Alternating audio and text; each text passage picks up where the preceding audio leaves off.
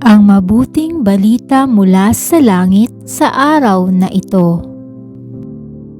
Paggunita kay Santa Rita ng Cassia. Alleluia, Alleluia! Ikaw, O Kristo, ang daan, ang katotohanan at buhay, patungo sa Amang mahal. Alleluia, Alleluia!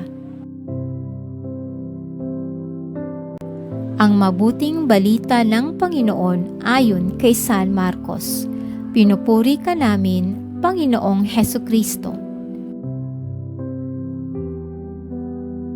Noong panahong iyon, sinabi kay Jesus ni Juan, "Guro, nakakita po kami ng isang taong nagpapalayas ng mga demonyo sa pamamagitan ng pangalan mo.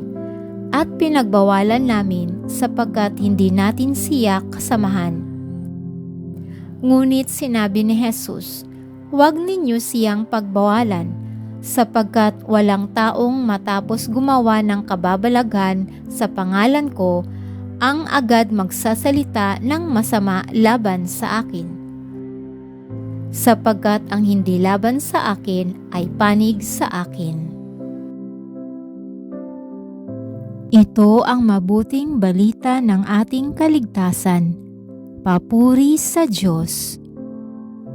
Maraming salamat po sa inyong tulong na maipalaganap ang mabuting balita ng Poong Jesus sa lahat ng mga Pilipino sa buong mundo. Pagpalain nawa tayong lahat.